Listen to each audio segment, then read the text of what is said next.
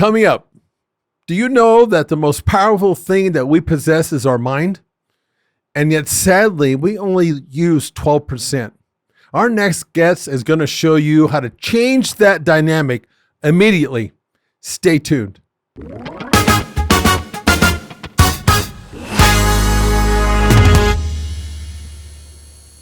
Okay, here we go.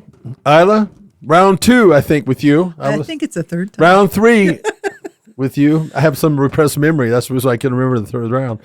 Anyway, welcome to Fishbowl. Thank you. I've always had a very enlightening time when we've talked. I really do mean that. And so I appreciate you coming back on and talking about some more stuff.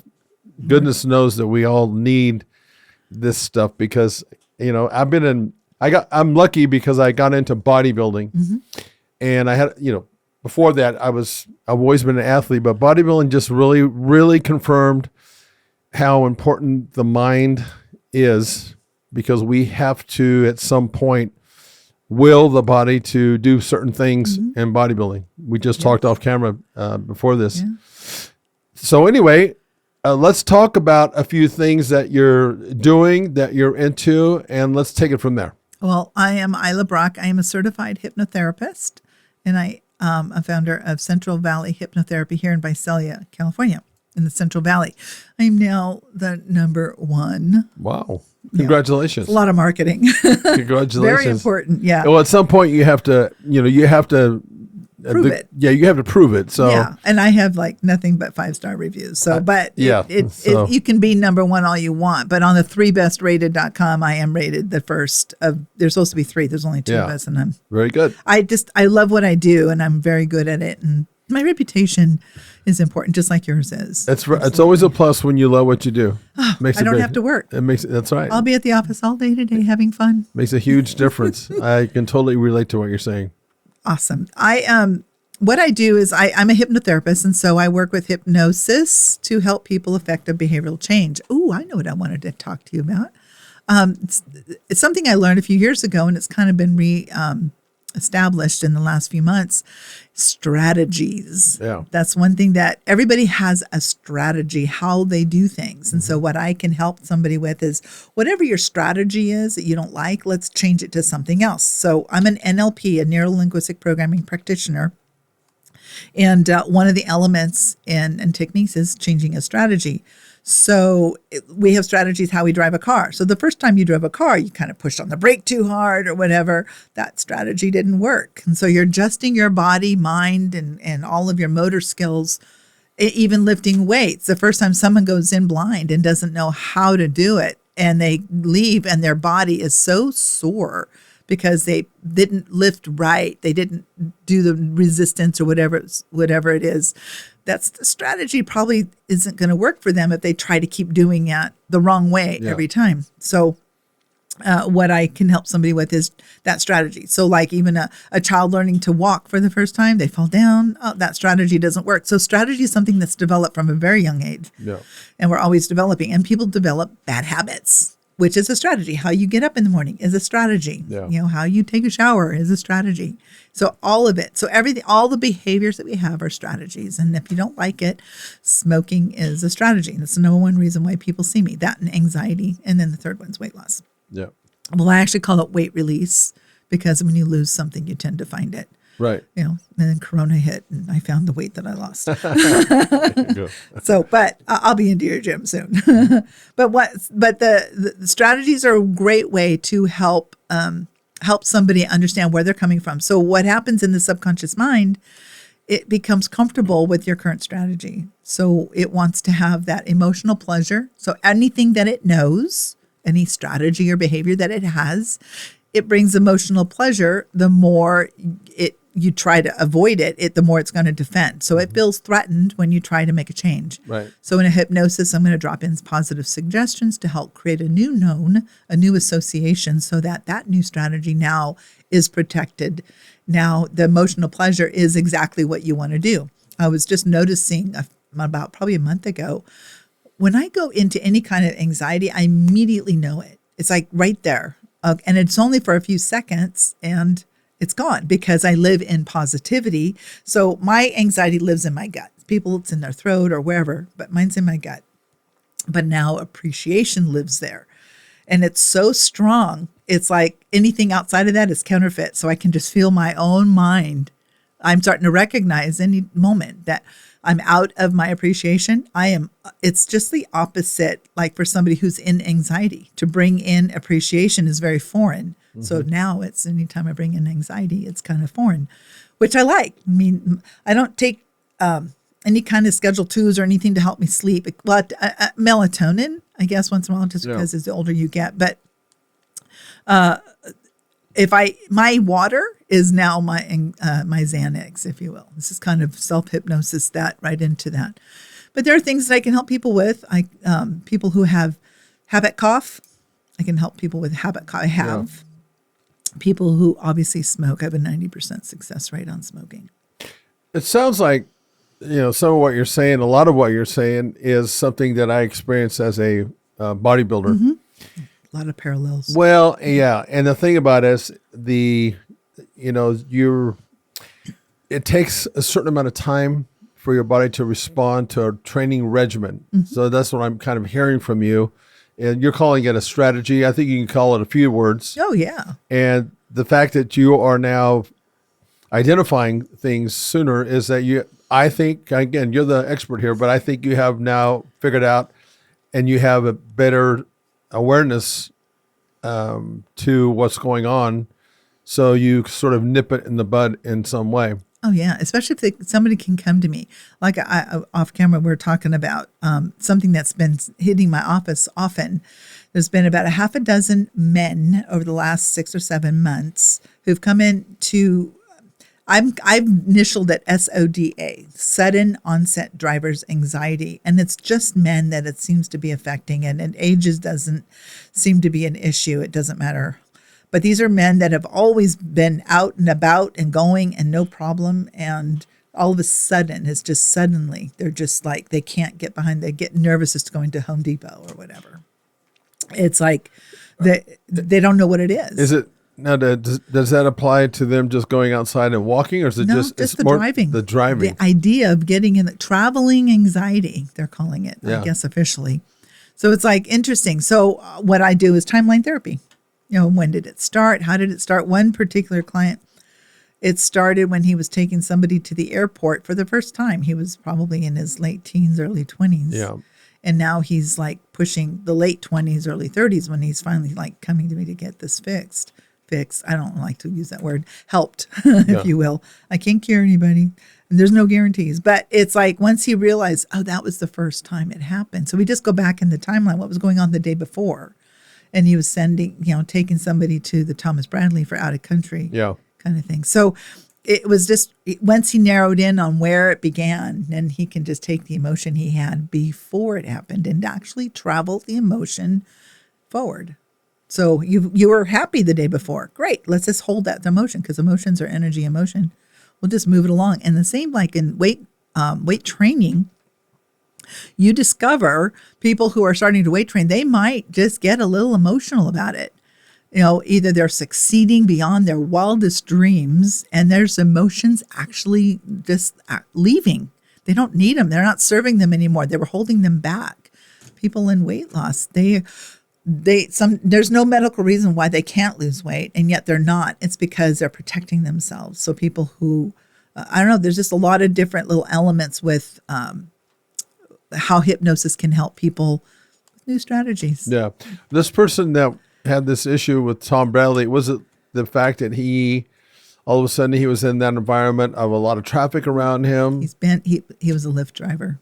He'd been to LAX many, many, many, many, many times. And that one particular moment 10 years ago, it was like, but he didn't even realize it until I asked a lot of good questions. So I started asking him some questions and all of a sudden it's like, And all it's like, in the subconscious mind will protect you. So if there's a trauma that happened in your life and you can't remember it and you just know something happened, you're not remembering it because you can't. You're not remembering it because remembering it will bring up more trauma. Mm-hmm. So the subconscious mind is protecting that. And as your mind becomes mature, emotionally mature, maybe it'll let you in on that. And I had an accident in 1982. I actually broke my neck. And I didn't remember the accident. I remember it was late at night, and I know that from what we were told on the police report, the truck I was a passenger, and the guy took a turn, a 15-mile-an-hour hairpin at 80, and we wedged the truck between two trees so hard that the top 50 feet of one of the trees broke off and flew like 80 feet. The KCs on the truck flew another 80 feet. I mean, the truck whole front, it was one of those old Ford two-tones, whatever, and the whole front end was smashed up to the dashboard. How we survived, the truck caught on fire. This is just what I'm reading. And so 20 years later, I get flashbacks. Oh, now I'm remembering pieces of it because it's not a traumatic experience to me anymore. Yeah. You know, and I'm alive and I'm walking and I'm okay. Neck hurts, but that's all right. Yeah. The way I've learned that, I think, again, we're talking this to some degree in the same way, is that the obstacle is the way to diminish exposing yourself to the obstacle in some way diminishes the obstacle. Yeah. If you do it repeatedly. Now, obviously, you don't want to repeat that same accident. No. But you have to, I would think that you'd have to repeat that, what happened in your mind over and over again, because I would think that over time that would become something smaller. Well, kinda. So if I had a fear of driving and it was based on that incident, and that's possible, I would have to, and someone came into me and to see me for fear of driving because of an accident. And I've seen clients like this. I'm going to actually find out for sure it was an actual fear, because a fear and a phobia are two different things. Fears have an actual experience. So I would do what's called systematic desensitization, bring up the fear, not the incident, and then at the same time, bring up a time that they were happy. So much joy. And I'm going to help anchor that over the other negative so that when they think about it, the emotion of happiness comes up, or whatever the emotion, positive emotion that they want, it comes up. Even though they can think about this, now I can think about the accident and it doesn't charge me anymore. Another thing that people can do when they have that negative self-talk going on in their head. Yeah. So say something to yourself. Some people, I'm good. I'm no good. I'm worthless. I'm not enough. Whatever. Say it again, but this time say it in Scooby-Doo's voice. All of a sudden, it just changes the energy. Bam. Oh, that was kind of funny. Uh-oh. It's like, uh-oh. And so it just changes that energy. So from that point forward, I would imagine that person, in order to get better, they have to be willing to do what we call in our industry, our sport, repetition is the mother of skill. So I'm thinking that if you do, like you said, if you change the voice of Scooby, it's not just something that you do one time. It's repetitive. Exactly. How do you get somebody to buy into that, as far as, look, because I tell people in my programs, I said, look, here's how it really works. It takes 21 days for your body to develop and adapt or go into a plateau, which is, in our world, it's the furthest thing that you want to be in is a plateau. And yet you have to go into the plateau. Right. So how do you teach somebody how to do that? Because most people in my industry fail because they are not, after they're getting all excited, you give me a training tip, they're all hot and bothered and they're excited. It's a honeymoon. But then when the real work starts happening, that's when you start losing them. How do you get them over that? Because they have to understand that they're going back to what's called homeostasis, the drive to keep things the same. Here's the comfort zone, the baseline, if you will. And if they go out of that, subconscious mind's going, what are you doing, dude? Get back over here. No, that's not what we do. We're not fine. And it's struggling with you, and you're not letting the struggle go. The struggle is your healing. It's your body healing to get better, to get healthier, physically, mentally, emotionally. You're getting that healing. So when somebody is in that struggle, whether it be trying to get past that plateau, that's it. They have to understand subconscious mind is protecting them. It's doing its job. So thank it, but tell it to F off.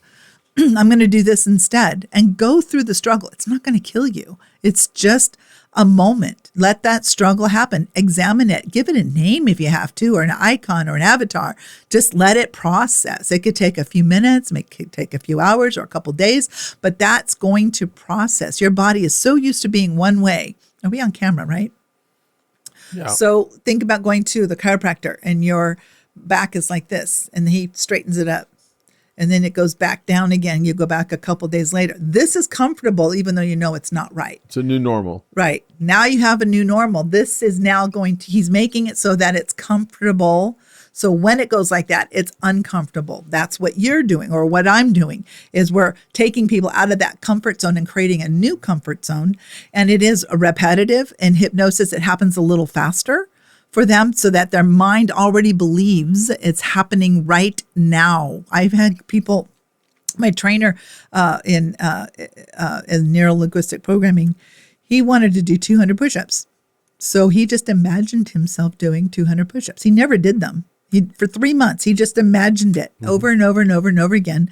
He can do 200 push-ups. I don't even think it was 3 months. I think it was a couple months. But he just kept imagining it as if it was actually happening, to the point where he didn't care if it ever did.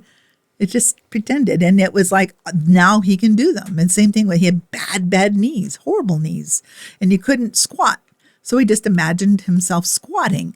And then he imagined himself not only squatting, but he wanted to jump. And he wanted to jump with kind of an internal boing. And it took a few weeks of training his mind. So you can train your mind in weightlifting. I don't want to do this. So just imagine that you're doing it. Even if you're not getting yourself ready yet. But that 21 days, oops, sorry. That's okay. That 21 days, it's the beginning of forever. It takes that long for the subconscious mind to finally go, fine, I'm not going to struggle, because it hates to struggle. It has a choice. You're going to give in to it, or it's going to give in to you. Yeah. Which way do you want to go? Yeah. In weightlifting, in fact, I have a decal in my gym. It says results reflect the struggle. Yeah. And that's just very important. And that's why most people just they get to that 21 day. I've seen it so many damn times. It's crazy. And then they start self-sabotaging. Because I want to go back to homeostasis. It's so easy. I grew up poorer than Job's turkey, Leo, and I could go back to being poor because it's so comfortable to be there and to struggle and to live in fight or flight. That would be comfortable. That's not where I want to be. My mind is now here, even though that's there. It's almost like that's my safety net, way, way down deep, if you will. So it's the same with them. It's somebody who's struggling. Yeah.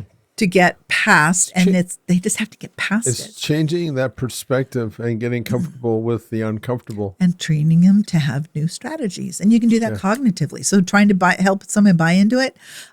Right there on the spot, we collapse anchors. I had one guy come in a few months ago. He had some real emotional issues, and I just used his knuckles. One for positive, one for negative. And it's a process, so don't try to do this at home unless you're properly trained. Trained him how to do his knuckles.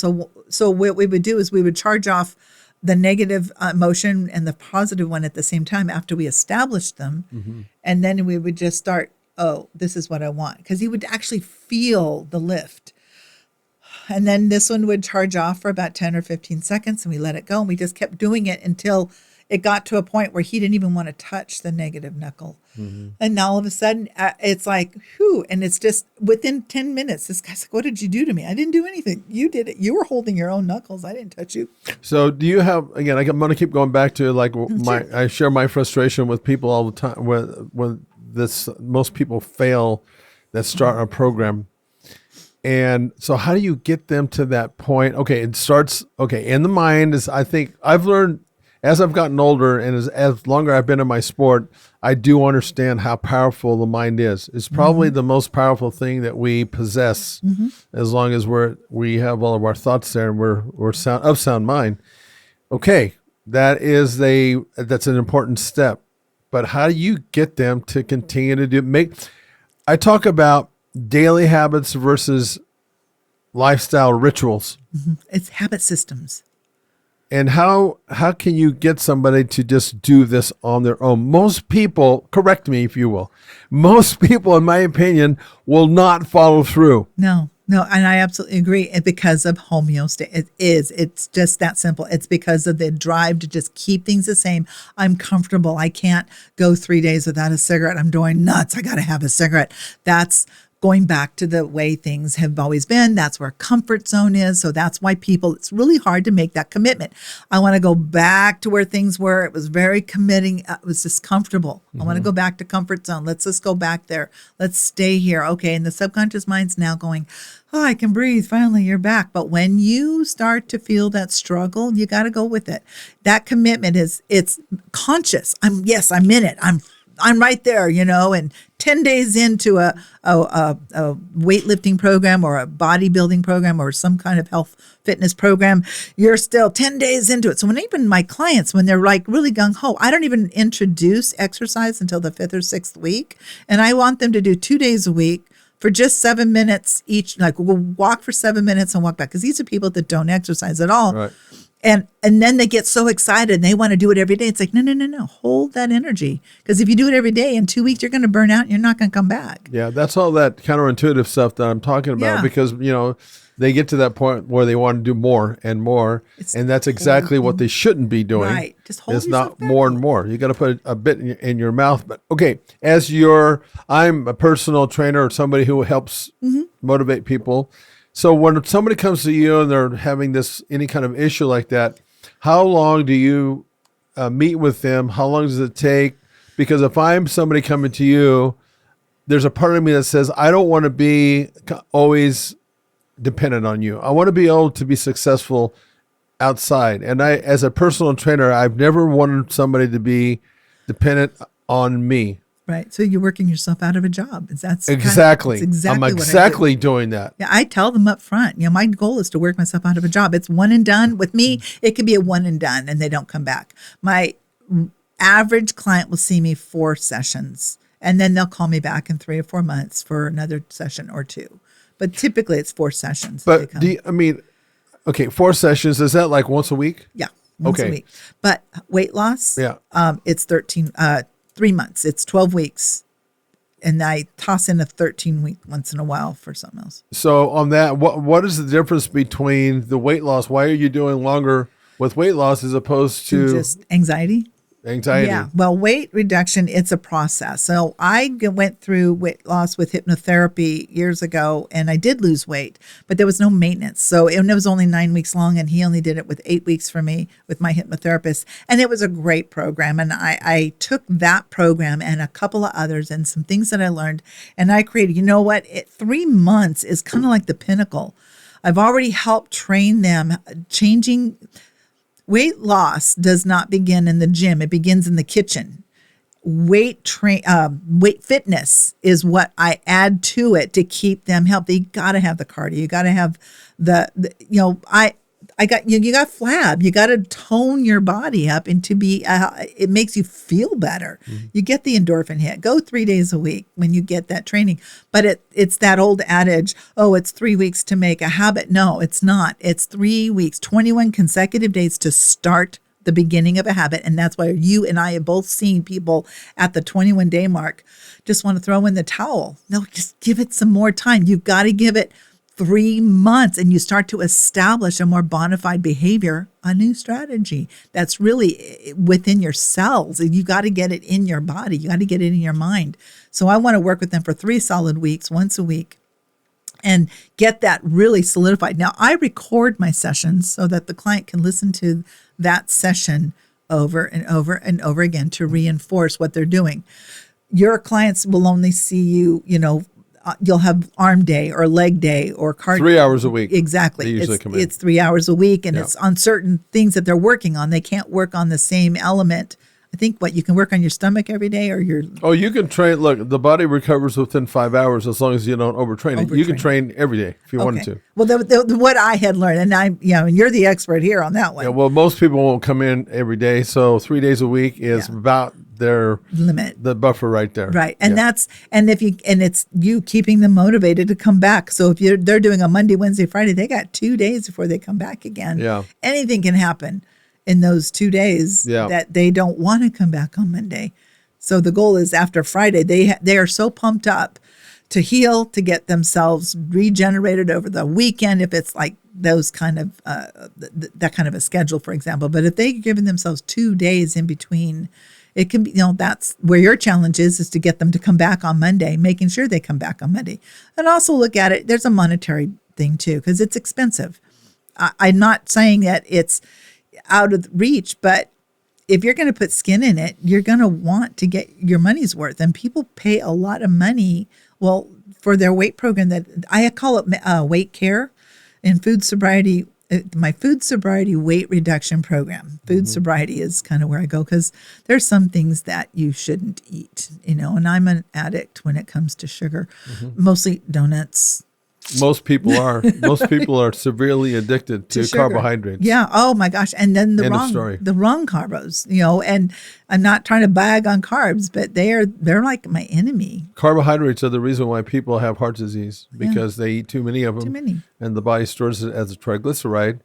And when your triglyceride count gets over 500, you're asking for trouble. So carbs are the culprit, and yet people thought all along it was fat. Well, here's the thing to think about too.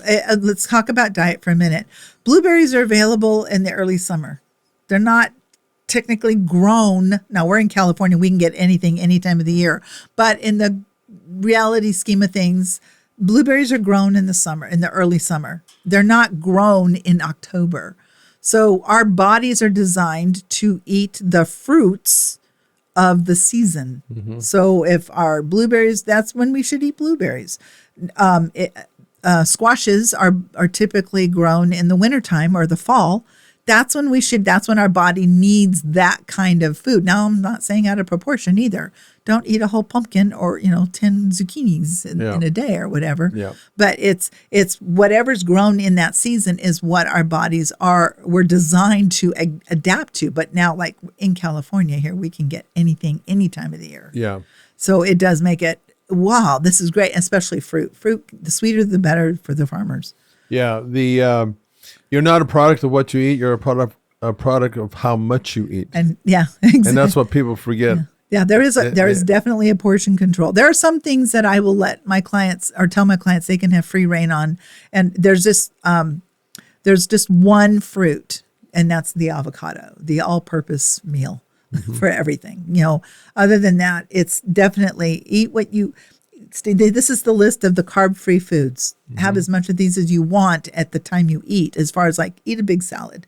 Don't just eat a dinner salad. Eat 3 times that, but it's a salad with all the good stuff in it. It's not going to hurt you. You got to be able to eliminate, and you need that fiber. You're not going to get it out of eating a whole watermelon, I found out. Do you advocate as far as when they should stop eating during the day? I want my clients to eat every 3 hours to control their insulin. Insulin is like the key for weight reduction.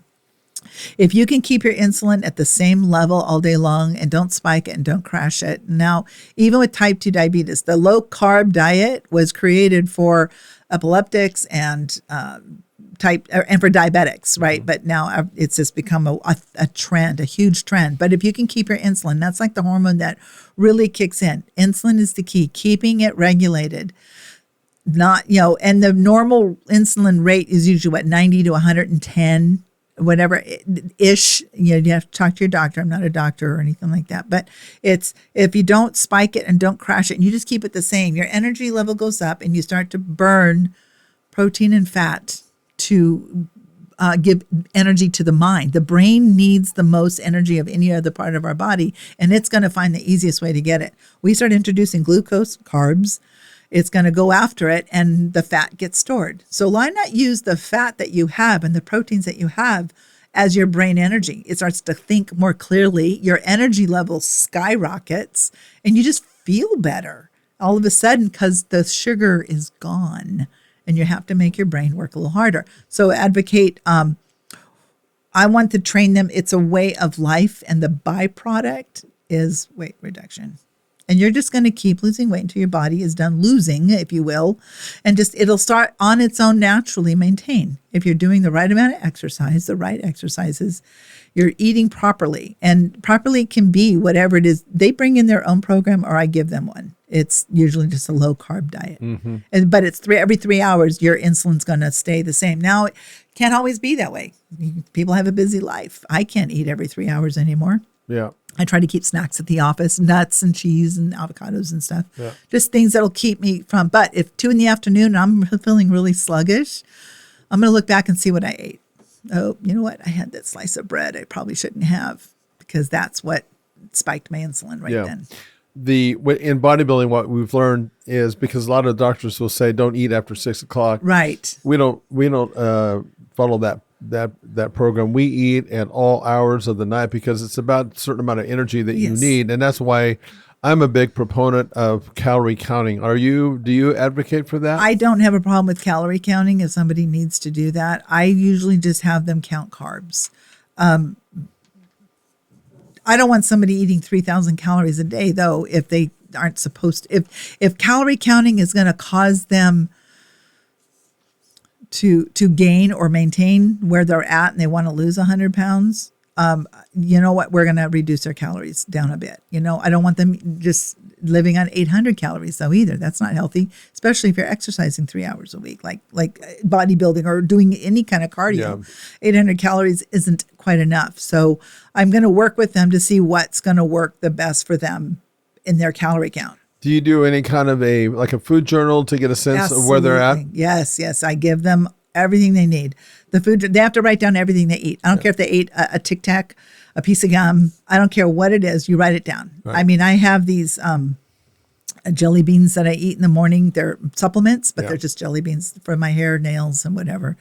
And they're working, but they're 3 grams of carbs. So I add that to them. I try to keep my carbs down to 25.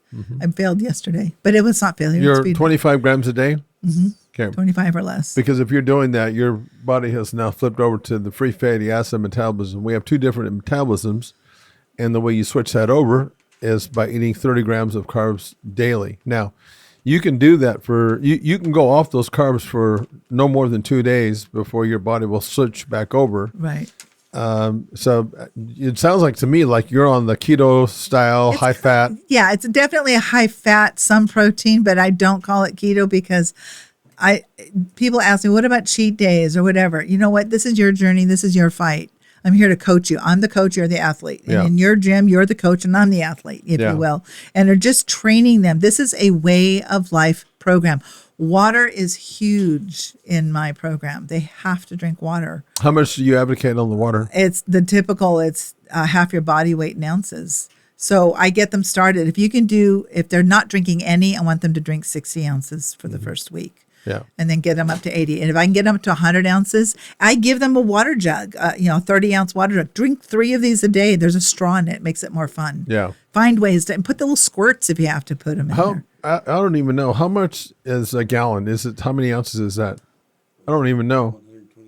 128 ounces. 128 ounces. So you're telling them to drink 80, yeah? At the beginning, 60 to 80, so especially someone who doesn't drink more than a bottle of water a day. Yeah. Our bodies are like 87% water. Yeah, I think most people are dehydrated. Yeah. They actually are. And if you think about it, if you're dehydrating your body and it's 88% water, and think about the kidneys who have to work twice as hard because you're not putting any hydration in your kidneys are so important. Yeah. Your kidneys and your liver. You wouldn't think it, but drinking water is actually a discipline because of what I'm saying, that most of us are dehydrated. So, especially if you're a coffee drinker like me. Oh, yeah. It's a diuretic. And you can't use coffee as part of your water. Now, I use club soda, just plain club soda, because I like the effervescence. I'll drink a can or 2 a day. I don't mind that. I put a water cooler in my office so that when clients come in, and I got the big 16-ounce cups, throwaway cups, so they can leave with a nice big fat glass of water. I recommend just the 16-ounce bottles. If they want to drink that, I don't care. Just drink 7 of those a day. Just put a straw in it. It makes it more fun. Yeah. That's it. One of the things I've learned as a bodybuilder, because, we get to the point, especially when we compete at a very high level, we understand those of us that are students of the game and that want to master something, to produce and reproduce a result in any line of work that you do takes a lot of damn time. Yeah. Malcolm Gladwell, have you heard of that guy? I've heard of 10,000. He basically says it takes 10,000 hours to become a master. And I think there's a lot of truth to that. And so one of the things that we've learned about as it relates to diet is how to make a bad carb a good carb. And for example, some people don't realize that a baked potato, which you would think is healthy, but potentially it could be a bad carbohydrate because of the glycemic index value of that. So the way that you make that a good carb is you put butter on it, you put fat on it. This is where the fat macro becomes a real friend of yours. Exactly. Because I wrote a book back in the 90s, I think it was. It's called The Anabolic Diet. And it's a high fat diet, but we were doing this when, they didn't have sexy names for it like keto. Keto's just a sexy way of saying the high fat diet. Right. And Atkins diet, you remember that? Yeah, but that was a high protein diet. High fat. It was high fat, high protein. He had no carbs. He was zero carbs.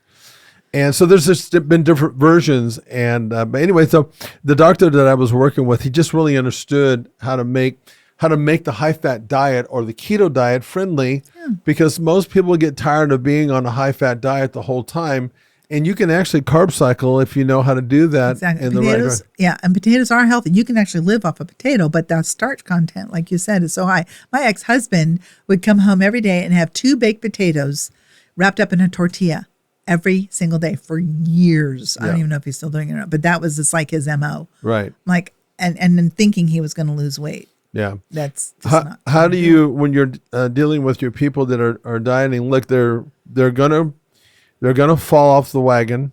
It's not if, it's when, especially early on. How do you, and then relating to the mind being the most powerful thing in this, how do you get them through that? Well, first of all, I don't beat them up. Hey, you know what? There's tomorrow. And I do reinforce, this is your journey. This is how you're looking at it. You want to have your pizza? Great, but just don't eat the crust. At least, you feel better. Okay, don't deny yourself. You love potato salad? Great. You went to a potluck and there was 6 potato salads there. Bring your own, but just instead of using potatoes in your potato salad, just use cauliflower. It's going to be almost the same thing. You're not going to deprive yourself. People want to cheat because they feel like being so deprived and they're living in the suffrage of this diet. It's not that. It's a way of life forever. It's in their food sobriety. So their high sugar life is over. Now, do you want to be in this sobriety? Just like an alcoholic or anyone in substance abuse that's in sobriety, they're having to abstain. And it's learning that, I can live a better life abstaining from the crap than I did when I was in it. Now, someone comes in and you know what? I did this. I had cake. I had blah, blah, blah. Okay. I don't make them feel bad.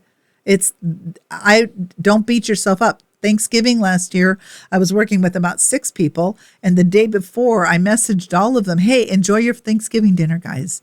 Don't feel guilty because you had a mouthful of stuffing and some potatoes and a piece of bun. Don't freak out over that. You just enjoy yourself. Especially, it's one day, and you're going to mess up. But don't make yourself feel guilty over it. You're saying something that I'm flashing back. I used to ride and break horses. Oh, yeah? Because I was a team roper and I was always on a horse. And my dad always said, when you get bucked off the horse, get right back on it. Right. In other words, don't let this thing get the best of your mind like in diet. And it's like, oh my God, then you start binging for 4 or 5 days. Look, you screwed up. Okay, that's fine. Go back to what you were doing sooner than later. Right. Before it gets completely out of hand. I give my clients an emotional eating journal, and it's just for 1 week. And it's right. What time did you eat? Where are you at on the hunger scale? If you don't know what the hunger scale is, look it up. It's a 1 to 10 scale, and where are you at in your hunger? Yeah. How do you feel right now? How are you hungry? I like keep it below 6, like between a 4 and a 6 on the hunger scale. How are you feeling when you sit down to eat? Okay, I'm hungry. I'm adequately hungry. I'm satisfied. Now let's go to how do you feel afterwards? I'm satisfied. How do I feel? I feel good, whatever. What do you want?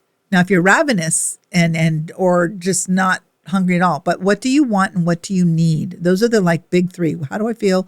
What do I want? What do I need? You write it down. So when I was doing this emotional chart, I don't remember what I was eating, but I just remember thinking I felt rushed one day. What do I want? More time.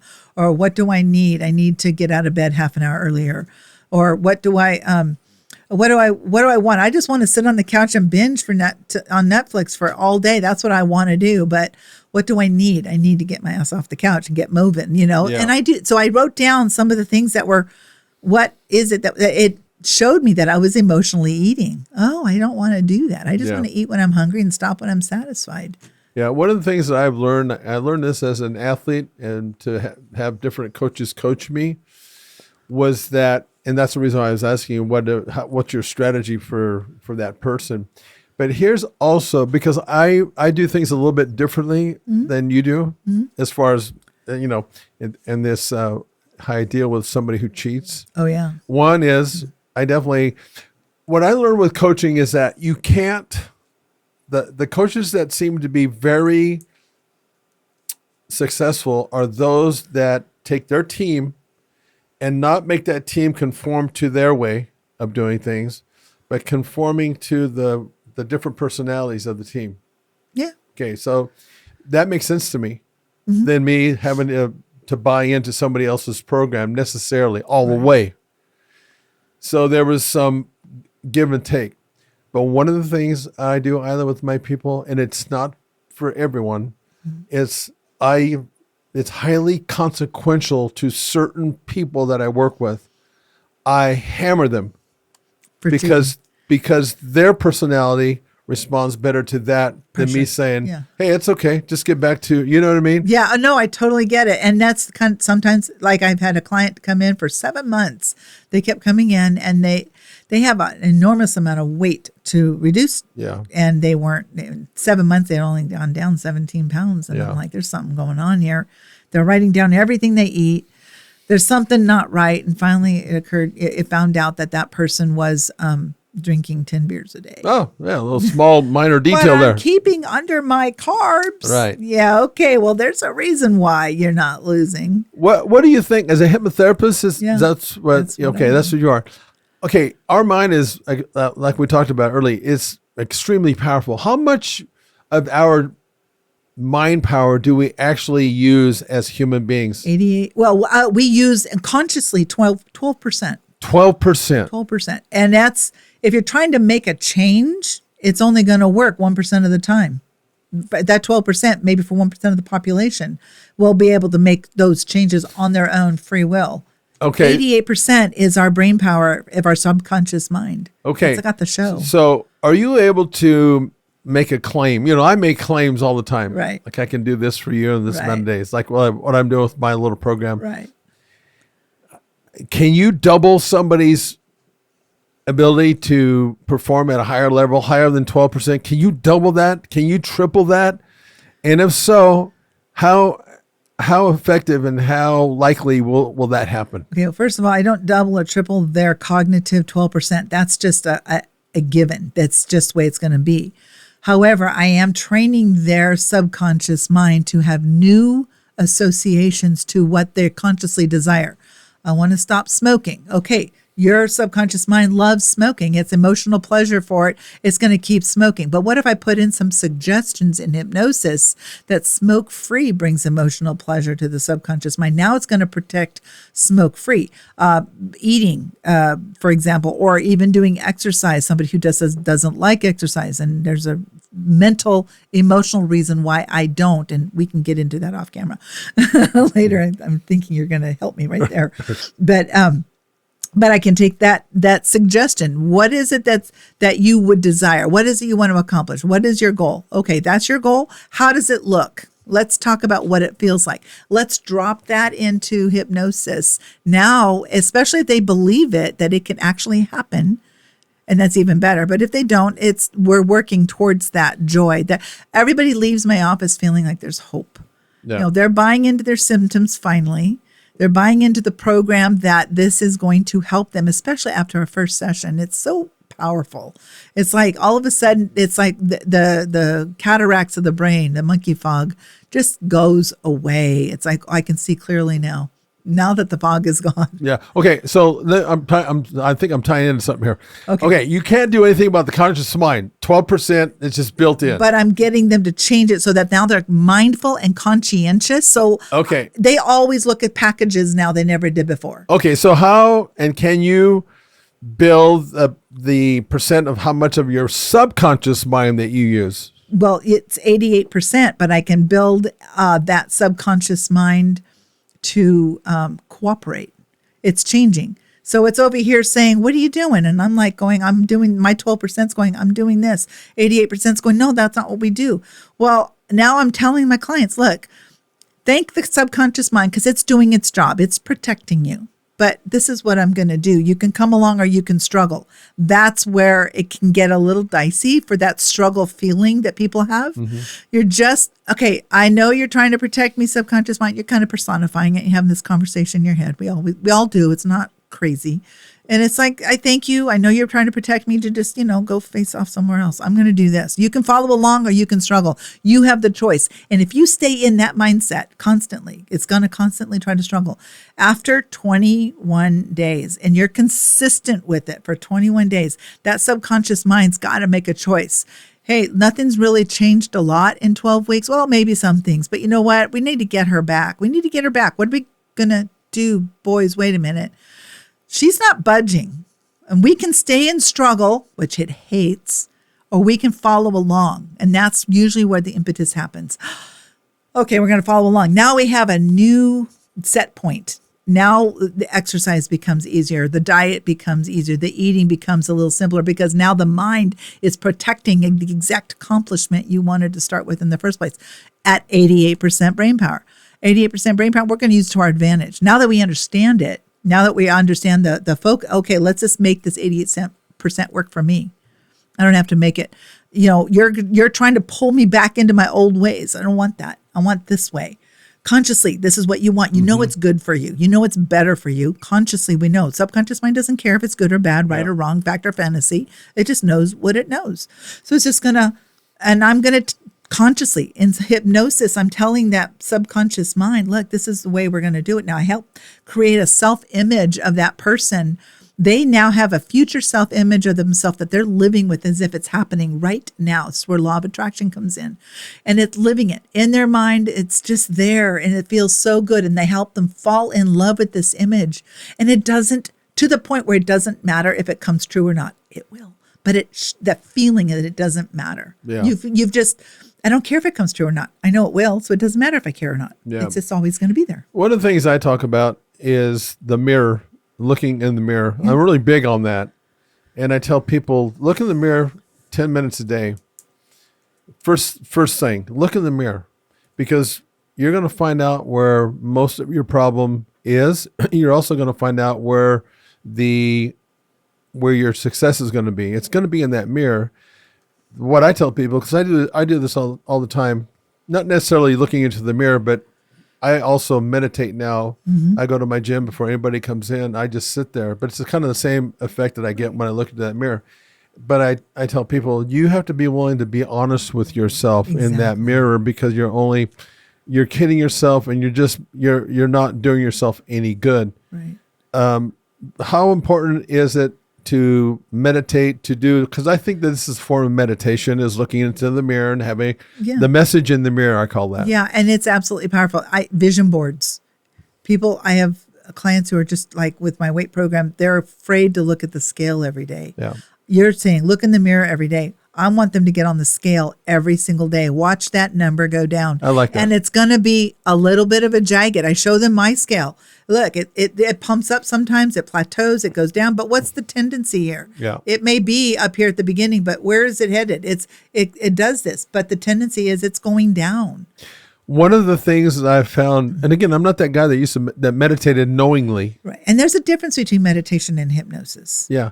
And I didn't do that. I mean, I was doing it to some degree with bodybuilding because it takes a lot of damn thought to get through that, to where you get to the point. Burn. Well, to get to where there's no internal debate. Mm-hmm. It doesn't make a damn bit of difference how you're feeling. You're going to do it. End of fucking story. That's right. That's just the way it is. But one of the things that I've learned when I just sit in the gym, sometimes I literally just sit there. And I just let time just happen, and what ends up happening is a lot of things. It's really interesting. I've noticed that what I have to learn how to do is, because I think we all have problems that we're dealing with on a daily basis. Mm-hmm. I think that if you're living life, you got stuff coming at you constantly. if you're crawled up, in a fetal position and you're not doing anything, maybe there's nothing for you to worry about. I don't know. But if not, if you're living it, you're either growing or you're dying, in my opinion. So there's always going to be problems. This is my point. But one of the things I've noticed that happens to me is all of a sudden that I stop thinking about the problems, and I just let information just filter into my brain. I know at that point that I'm in a good spot, and that's where my success happens. That's where I solve my damn problems. But I got to get through that initial where I just think, oh my God, this problem, and this problem. You got to get past it. You got to get past it. Here's the thing. You got to focus on what you want. We're successful focusing on all the negative. You're putting all this energy in. Where is I going to get the money for this bill? How am I going to do this or whatever? You've got all this negative energy going out. Well, wouldn't you be just as successful putting all that energy into something positive? What you do want is the rent going to get paid or the mortgage going to get paid? Yeah. Will the lights get paid? Yeah. If they're getting paid every month, this is just an example, then why put any energy into it? It's already going to happen. Don't worry about it. Yeah. Let's put our concern into what you say. There's no debate. In your mind, the bodybuilding, you might get into that burn and I'm going to another level. Oh, and you got to struggle through it. You just struggle through it. But it's creating that emotional state. It's all about state. Your state of mind is a point now where there is no choice. Not an option. You get yourself into a point of not an option. And that's where probably this would be a very beneficial concept. This or this. Either one, not an option. And there is no option. You put yourself in that state. Where is your life set at where there is not an option for you to continue, not to continue, or whatever it is you're doing? It's that concept of not an option to not exercise. It's not an option to not be in weight reduction, to maintain, to be in healthcare, to take care of myself, putting myself on my own to-do list. And the other thing that I've noticed that really works for me every damn time, because when I go to bed at night, maybe you can relate to this. All your problems seem a lot bigger. Oh, yeah. You're in that dark room and your mind's just going crazy, right? Yeah. One of the things that I've learned that helps me every single time immediately is if I become proactive on some level. In other words, that gives me the feeling of power. I'm not letting this thing, I'm taking the fight to this perceived problem that I have, and it works every single damn time. It doesn't matter how big it is. Right. It just matters that I've been proactive. And at night, I'll wake up in the middle of the night and I have a thought. Oh, I don't want this thought right now. I'll deal with it tomorrow. I just put it I just write it down and then I can go back to sleep. Now it's down. I'm not going to forget it. It's there. Yeah. Also, something I do every night before I go to sleep. He's my witness. I have this little ledger I use and I write down everything good that happened today. Yeah. All my gratitude list. Everything good that happened today. I don't know. I have 20 of these ledgers.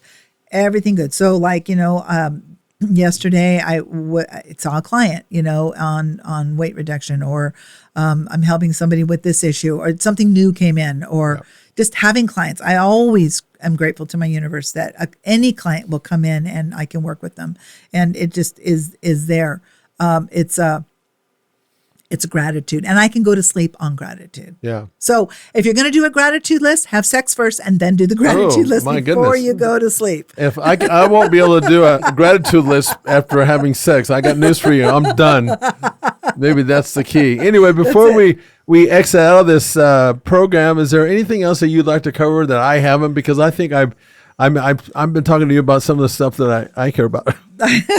Well, the areas of hypnotherapy is vast. You can go to my website. It's ilahbrock.com or Central Valley Hypnotherapy.com. And you can look at all the different things that I do. Even my rates are posted on my website. But just real quick, I just wrote down this list of things that I had at an expo. Everything from fears and phobias, mistrust, nail biting, career success. Success is huge. Yeah. We're all successful right where we're at, because if we want more than what we got, we would be there. Right. And if you want better success, come see me. I have a program that's where I'm at. I'm living the program that I'm actually promoting to my clients about success, and everything from stage fright to stubbornness, overeating, stress, any of your habits that you want to get rid of, and creating a new habit system. It's, taking the good habits that you have and taking habits you want to create and just pairing them together so that, if you have a problem flossing your teeth, then you put your floss next to your toothpaste, Right. so you're already going to brush your teeth, I hope. Yeah. And so now you're going to floss them. When I went through a divorce many moons ago, but I was that guy because it's my dad's fault, and I'm playing because my dad taught me so many damn life lessons. I am so thankful for all the lessons he taught me. But it was like, I can do it myself. I can get over this myself. Oh, yeah. I don't need help. Stubborn. I don't need help. Inner stubborn. But I got to tell you something. When I actually ended up going to to a shrink, he was the professor. Hamilton was his last name. And I can't think of the first name, but he was a professor at COS. And I ended up at his office. And I got to tell you something. I'm going to make a point here. I promise you that. I felt so much better that I went to him. It was to the point where he told me one day, he goes, "You're good. You don't have to continue He was on." your rent-a-friend. And I said, "No, I'm going to keep coming on because this has been so damn enlightening." And the point that I'm making is this, for the people that are out there. One thing about Ilah that I know, because I am big, I read people like a mofo. 60% of it's the nonverbal stuff. And I'm always reading somebody. You are somebody that I can, if I was a client come to you, you're somebody that I would feel comfortable in opening up. And I think that's half the damn battle is to People open tell up. me things I've never said that before. But it's so your energy does that because I also went to a therapist before I found Hamilton. All she was doing was judging me. I'm like, I don't want to talk to you. No. Hell no. No. So it's a huge difference in the experience that one has. Right. And I just think that people need to know. I'm sitting right here in front of you, and I've sat in front of you before on Zoom, but I still get that same energy. You seem very approachable.